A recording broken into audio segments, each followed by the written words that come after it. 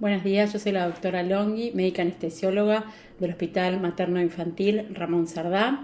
El tema que vamos a tratar hoy es analgesia combinada en la conducción del trabajo de parto. Y lo primero que vamos a hacer es definir de qué hablamos cuando hablamos de anestesia combinada para luego ir desarrollando y justificando cada uno de los ítems más importantes de esta definición. Se define como la inyección intratecal de dosis bajas de anestésico local asociada o no a un opioide lipofílico como el sufentanilo o el fentanilo, seguida de la colocación de un catéter en el espacio epidural para el mantenimiento de la analgesia. Y si pensamos en el dolor del trabajo de parto como el paradigma de dolor agudo, podemos plantear dentro de un modelo teórico y dinámico una continuidad de eventos. Entonces vamos a hablar de una primera fase donde la característica es el inicio de las contracciones, la contracción uterina, pero principalmente la contracción del cuello, el borramiento del segmento, determinan un dolor de tipo visceral, difuso, mal localizado, asociado a las contracciones. Este dolor ingresa a través de las aferencias nerviosas que van desde T11, T12 y luego con el progresar del trabajo de parto se va a extender desde T10 hasta L1. Continuamos con una segunda fase donde aparece la distensión de recto, vagina, peritoneo parietal, pero la principal fuente de dolor está dada por la apertura, la distensión del estrecho pélvico. Entonces la paciente va a hablar de un dolor localizado en el pubis, en la vagina. Es constante y este dolor no va a estar asociado a las contracciones. En este caso las aferencias van a ingresar a nivel neuroaxial a través de las raíces de T10 y L1 y aquí aparecen unos nervios muy importantes para lo que es la analgesia del parto, que son los nervios pudendos, los nervios sacros, de S1 a S4. ¿Por qué son importantes? Bueno, porque estos nervios somáticos son más gruesos, eso los hace más resistentes a los anestésicos locales y tienen escasa respuesta a los opioides neuroaxiales. Esto es importante porque estos son los nervios que van a marcar la diferencia entre una epidural normal y una analgesia combinada. La analgesia combinada permite la introducción del fármaco directamente en el líquido cefalorraquídeo, consiguiendo un mejor spread nervioso y del anestésico a nivel sacro, y esto marca la diferencia en la segunda fase del trabajo de parto. Y en las pacientes primíparas cabe mencionar que es más común, o por lo menos más evidente, una fase transicional en la cual aparece un dolor de tipo mixto, visceral y somático, aparece un dolor difuso e intenso que tiene cierto grado de relación con la actividad uterina, pero su alivio va a ser parcial con el final de las contracciones. Esto nos permite pensar en múltiples técnicas y ha permitido desarrollar múltiples técnicas para el control del dolor del trabajo de parto. Desde técnicas inhalatorias como el óxido nitroso, Entonox, Sevonox, endovenosas, los opioides, fentanilo, meperidina, que hay que tenerla muy en cuenta, es una de las que más se usa por parte del personal no médico, psicoprofilaxis, colocación de TENS. Hay descriptas que ya están en desuso, son anecdóticas, la instilación de éter por vía rectal, que esto lo hacían los obstetras. Pero sin lugar a dudas, el gold estándar son las técnicas neuroaxiales. Y pensando en un marco teórico, uno podría incluir una variedad de técnicas neuroaxiales, como son el bloqueo paravertebral, pero esto no se utiliza porque uno debería hacer un bloqueo bilateral, nadie lo va a hacer. El bloqueo en silla de montar, la problemática es que le da respuesta únicamente a la segunda fase del trabajo de parto. O el bloqueo pudiendo también está descrito, pero es anecdótico, al igual que el bloqueo con éter, y lo realizaba el obstetra desde la vagina de la paciente. Entonces, las únicas técnicas que han demostrado ser eficaces para mantener su analgesia durante todo el trabajo de parto, una vez más, son las técnicas epidural, la combinada lumbar o la punción dural con anestesia epidural. Y estas son sin duda superiores a todas las demás, como han demostrado múltiples estudios randomizados, metaanálisis, revisiones sistemáticas, porque permiten mantener la analgesia durante todo el trabajo de parto. ¿Gracias a qué? Gracias a la colocación de un catéter en el espacio epidural. ¿Y cuáles son los objetivos de una anestesia combinada? Bueno, disminuir o abolir el dolor. Hasta aquí todo lo que mencionamos lo podía hacer, pero no en las siguientes. No alterar el estado de conciencia, mantener un adecuado nivel analgésico durante todo el trabajo de parto, volvemos a hablar del catéter, disminuir la secreción de cortisol, catecolaminas, acetocolamina, esto es disminuir la reacción sistémica al dolor. Esto es importantísimo para los outcomes fetales, para la irrigación uteroplacentaria y para la estabilidad hemodinámica del paciente, de la madre. Y así minimizar a través de todos estos efectos, los efectos sobre la madre, el feto y el trabajo de parto. Resumido en una foto, si bien dice epidural, la podemos aplicar también a la combinada. Lo que nosotros buscamos es pasar de una madre que está dolorida, desahuciada, oxigenando mal, cansada, a una madre que dice quiero tener 5 hijos más. Y ahí surge una de las principales preguntas de la analgesia obstétrica, que es ¿cuándo vamos a iniciar el trabajo de parto? ¿Cuando tiene 6 de dilatación? ¿Cuándo la obstetra me lo pide? ¿Cuando tiene 7 en 10, 8 en 10 de dolor? Es el gran interrogante. Pero múltiples estudios, como es el de One del 2009 y estudios previos también, han conseguido demostrar claramente que la analgesia combinada o el epidural sola no prolongan la fase de parto, mejoran la perfusión uteroplacentaria y mejoran los outcomes fetales. Por lo cual, lo importante ya no es ni la dilatación ni la presentación obstétrica, sino el dolor. Es la madre quien va a decidir cuánto dolor desea sentir y cuándo va a comenzar la analgesia, su propia analgesia. Como habíamos mencionado, ya se probó que la analgesia epidural combinada, la analgesia neuroaxial en su conjunto, mejora la perfusión uteroplacentaria, proporciona anestesia para la instrumentación del trabajo de parto o para su pasaje a cesárea y además con una incidencia baja de efectos adversos. Y resumiendo las indicaciones generales de analgesia neuroaxial, podemos hablar de ausencia de complicaciones fetales, las adecuadas condiciones obstétricas y el apoyo del equipo de obstetricia. Y los escenarios a considerar serían las alteraciones del ritmo cardíaco fetal, por eso está la opción de dar únicamente anestésicos locales, la administración de opioides durante las horas previas, recordar que las parteras continúan con el uso de meperidina, muchas veces mientras esperan antes de llamarnos y, por supuesto, opioides por vías diferentes, potenciamos los efectos adversos, así que cuando uno ingresa tiene que conocer el escenario en el cual esa paciente va a recibir nuestro apoyo y en el caso de que exista una cesárea anterior, bueno, ¿qué hago con ese catéter? ¿Lo testeo? ¿Cómo lo voy a testear?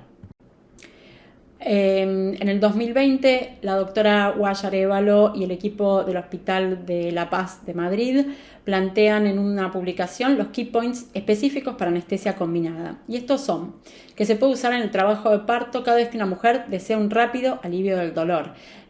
Rápido es casualmente lo que caracteriza a la anestesia combinada por el componente intradural.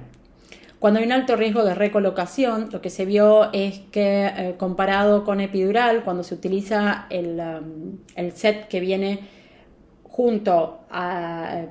que viene unido el set de intrarraquídea con el de epidural, la analgesia combinada tiene una tasa de recolocación de catéter mucho menor.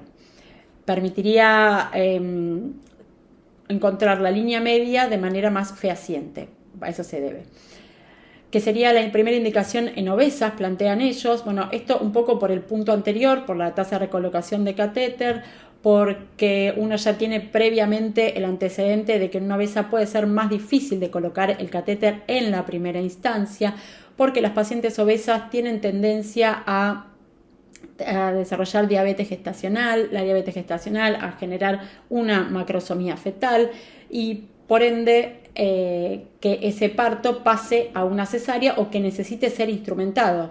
Entonces, al uno poder aportar con el componente raquídeo una buena analgesia y tener el catéter para estar prevenido frente a esos dos escenarios, sería una excelente alternativa en esos casos. En las pacientes cardiópatas también, ¿por qué? Porque me da la alternativa de hacer una analgesia desde el inicio con solamente la colocación de opioides en el espacio intratecal y luego ir titulando el componente epidural para el avance del trabajo de parto. Cuando hay alto riesgo de cesáreas, por lo mismo que fuimos diciendo en los ítems anteriores, o cuando hay una dificultad de la vía aérea, precisamente porque se le da a la paciente la alternativa de no tener que estar sometida a una anestesia general. En la versión cefálica también, la anestesia intrarraquídea otorga a los obstetras una excelente calidad analgésica para poder realizar la maniobra, y como esta puede generar desprendimientos, bradicardias fetales o inestabilidad hemodinámica en la madre, un abrupto placentae, por supuesto un desprendimiento, al tener el catéter uno puede pasar rápidamente a una situación quirúrgica, evitándole una anestesia general. En etapas tempranas del trabajo de parto, como dijimos, porque uno le puede dar solo opioides, sobre todo en las pacientes de alto riesgo, y en las cesáreas utilizando muy bajas dosis. Y esto, ¿qué se vio? Que tiene un fallo del 0,6% con bajas dosis comparado con un 6,2% para la analgesia epidural. Si bien el gol estándar de cesárea como primera instancia sigue siendo la analgesia intrarraquídea. Como evidencia la bibliografía actual, la analgesia combinada, subaracnoide epidural, tiene una gran aceptación mundial para el alivio del dolor. Se caracteriza por un rápido inicio de acción de 0,5 a 6 minutos, con un promedio de 2. Eso está hablando de, en la práctica, de prácticamente una contracción y media luego del inicio de nuestra analgesia, con menor incidencia de retención urinaria. Esto se fue viendo a medida que se fueron ajustando las dosis. Esto es dosis dependiente, un efecto adverso, y era atribuido a los opioides. Vamos a hablar de fármaco un poquito más adelante. Y lo que se vio comparado con epidural también es que tiene menor rescate analgésico. O sea, el consumo total de droga es mucho menor con la combinada que con la epidural. Como podemos ver desde estudios publicados en el 2004, se probó que tiene mejor calidad analgésica que la epidural en la segunda fase del trabajo de parto, y esto es gracias al componente intratecal, porque genera un rápido ascenso a raíces superiores y un mejor spread de las raíces sacras. Se evidenció un alivio del dolor rectal en el 94,8% con la analgesia combinada versus un 68% con la analgesia epidural. Como podemos ver en el trabajo del 2002 de Landau, lo que queda demostrado es la mejor calidad analgésica durante el trabajo de parto, específicamente la segunda parte, la segunda fase, con una menor incidencia de analgesia unilateral. Esto tiene que ver con lo que ya hablamos de la técnica, la diferencia en técnica entre hacer una combinada y una epidural. Hablando de farmacología, para el componente intratecal, saber que la asociación más frecuente es anestésico local más un opioide. Pero hay algunos escenarios en los cuales uno debe considerar administrar solamente uno de ellos. Por ejemplo, cuando hay alteraciones previas de la frecuencia cardíaca fetal. Bueno, en ese caso, dado que la bradicardia fetal es un efecto adverso de los opioides, en ese caso dar solamente anestésicos locales.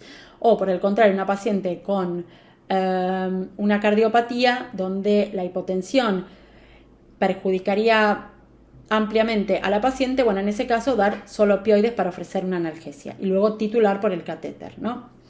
Y las dosis mínimas propuestas por el trabajo de Comercia es de 2,3 para la bupivacaína, 2,9 para la levobupivacaína y 3,6 para la ropivacaína, quedando claro que en obstetricia las dosis máximas de fentanilo, que es lo que más utilizamos nosotros, es de 25 gamas. Más allá de eso, lo único que se consigue es potenciar efectos adversos como retención urinaria, como vimos es una un efecto adverso que está descartado con estas dosis, las bradicardias fetales y pruritos, náuseas y otros que vamos a ir viendo más adelante. En cuanto al componente epidural, bueno, Comercio postula el concepto de LECAM, que es la concentración mínima para reducir el dolor de una contracción a un 50%. Y para la bupivacaína es de el rango de 0,04 a 0,1, para la levobupivacaína es de 0,4 a 0,09 y para la ropivacaína se plantea el intervalo de 0,08 a 0,1%. Generalmente el esquema es de bupivacaína al 0,125 y la ropivacaína al 0,1%. ¿Cuándo debemos realizar el monitoreo de nuestra analgesia? Bueno, el trabajo del 2013 del equipo también del Hospital La Paz de Madrid, a cargo de la doctora Emilia Guayarévalo, estableció a los 30 minutos.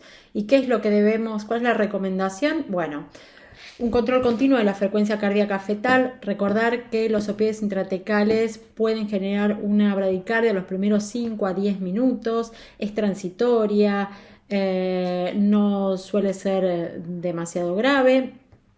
Aumento de la dinámica uterina, el rápido descenso de las catecolaminas circulantes puede generar, favorece el hipertono uterino. Y además, en cuanto a los parámetros maternos, también durante los primeros 30 minutos para poder ofrecerle a la paciente la posibilidad de la deambulación. ¿Y qué es lo que voy a monitorizar antes de permitirle la deambulación? Bueno, la estabilidad hemodinámica, por supuesto, la ausencia de bloqueo motor, la flexión de las rodillas, estando de pie, y la conservación de la sensibilidad propioceptiva a través del test de Romberg. ¿Cuáles son las ventajas de esta técnica? Bueno, yo en un trabajo publicado en el 2018 las enumera en la siguiente lista. Un rápido inicio de acción, como les dije, es la característica de la combinada. Una analgesia de alta calidad, específicamente en la segunda fase, el trabajo de parto, todos nos repiten y vuelven a probar lo mismo. Una anestesia efectiva de raíces sacras. Las concentraciones bajas de anestésico local en plasma materno y cordón umbilical, mejorando los outcomes.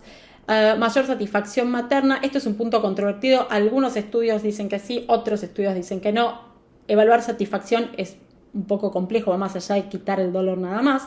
La posibilidad de suplementar analgesia vía epidural. Y el último, que es la posibilidad de titular la dosis para versión externa. Esto no está en este trabajo, sino el trabajo que les mencioné de Guayarévalo, de la gente del Hospital de La Paz de Madrid. Las complicaciones. Esto es muy rápido. Bueno, complicación, prolongación del trabajo de parto, es lo primero que decían. Descartado totalmente. Toda la bibliografía está de acuerdo de esto. No prolonga el trabajo de parto. Sí aumenta la dilatación cervical. Comparado con epidural, no hay diferencias en la duración de ninguno de los dos en el trabajo de parto. La bibliografía es unánime respecto a que no aumenta el parto instrumental, que es lo que hablábamos al principio, no aumenta la incidencia de cesáreas y sí aumenta el uso de oxitocina por la relajación uterina que genera. Mejora las condiciones obstétricas y mejora los outcomes fetales. Depresión respiratoria, bueno, es una complicación de los opioides neuroaxiales, tiene el pico a los 30 minutos, ya lo dijimos, resultado de una distribución rostral y es fácil de tratar con naloxona. Es una complicación rara, reversible y tratable.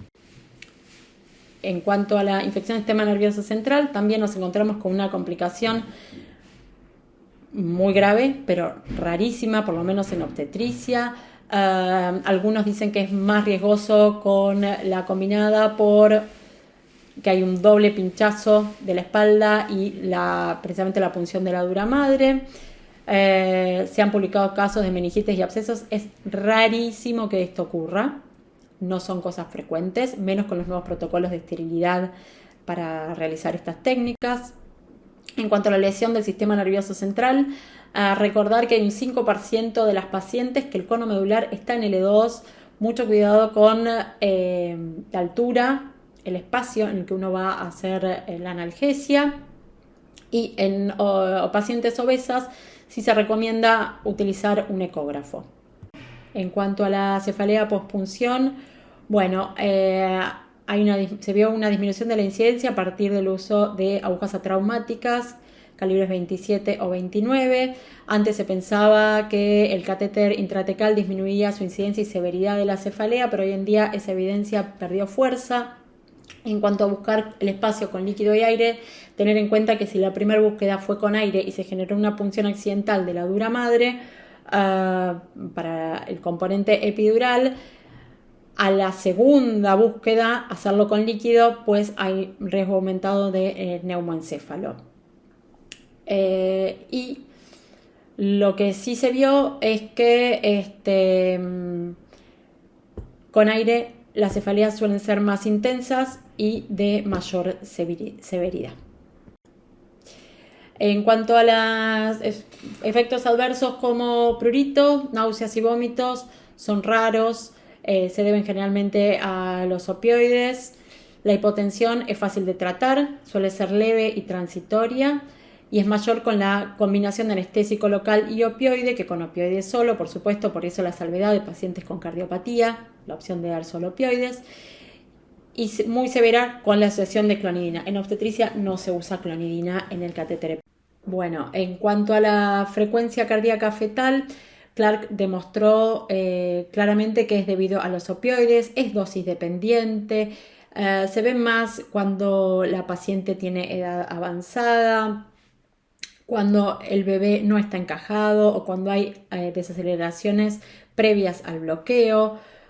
Tener en cuenta el escenario en el cual uno está haciendo esa analgesia, se los repito una vez más. Si el efecto de la bradicardia post bloqueo analgésico dura más de 5 a 10 minutos, ya descartar que sea por opioides. Pensar, se los repito y se los repito, pensar en otra causa, como puede ser un hipertono por un leve desprendimiento, una compresión de cordón u otra causa obstétrica. Considerar como mecanismo de la bradicardia fetal, además de los opioides por sí mismos, la hiperreactividad uterina causada por la rápida analgesia que ofrece esta técnica y el rápido descenso de las catecolaminas maternas circulantes. También hay que considerar que en paralelo puede estar pasando oxitóxicos, la hipotensión de la paciente, recordar el escenario en el cual la madre va a recibir esa analgesia, hacer una toma de TA, ver los parámetros vitales de la madre y en qué estado está. ¿Tiene un ayuno prolongado? Cabe resaltar que el trabajo de Granier demostró que la administración conjunta de opioides por vía intratecal y vía epidural potencia los efectos adversos como hipotensión, prurito, náuseas y alteraciones de la frecuencia cardíaca fetal. En cuanto a mantenimiento, vamos a decir dos palabras. Las opciones son bolo o infusión continua. Se demostró en varios trabajos que los bolos son los más efectivos, la duración es más larga de la analgesia, niveles de dolor más bajos y mayor bloqueo sensitivo. Esto tiene causas mecánicas y causas farmacodinámicas. En cuanto a la farmacodinámica, podemos decir que lo que ocurre es que se vio que nunca se llega al equilibrio, entonces la fibra nerviosa en su interior siempre está ávido del ingreso de más anestésico local en la próxima reinyección. Bueno, las opciones de bombas con bolos puede ser analgesia epidural controlada por el paciente. Esto se demostró que da mayor satisfacción materna, disminuye el consumo de drogas analgésicas y las variables a setear son volumen, que tiene que ser mayor a 5 mililitros, y el tiempo de cierre de la bomba, que es de 6 a 12 minutos. En cuanto al bolo epidural programado intermitente, que sería lo mismo, pero en vez de clorar al paciente lo hace la bomba, las variables es la misma, volumen y tiempo. Y me salió algo ahí que era de otra filmina. Y lo mejor de todo es la combinación de bolos programados más la madre que pueda disparar su propia analgesia cuando ella lo considera. Esto probó que disminuye el consumo total de anestésico, que disminuye las escalas de dolor, menor necesidad de intervención del anestesiólogo y sí tener cuidado con el tiempo óptimo de cierre de cada bolo programado, que tiene que tener un mínimo de 40 a 45 minutos. Para finalizar, dejamos abierta, en vez de una conclusión, una pregunta, y es: ¿qué técnica neuroaxial es la mejor? Aquí un breve resumen de las 3 técnicas más utilizadas. Estará en ustedes analizar la situación obstétrica, la situación fetal y la situación en su conjunto para tomar la mejor decisión en cada momento para cada paciente. Les agradezco por escucharme. Hasta luego.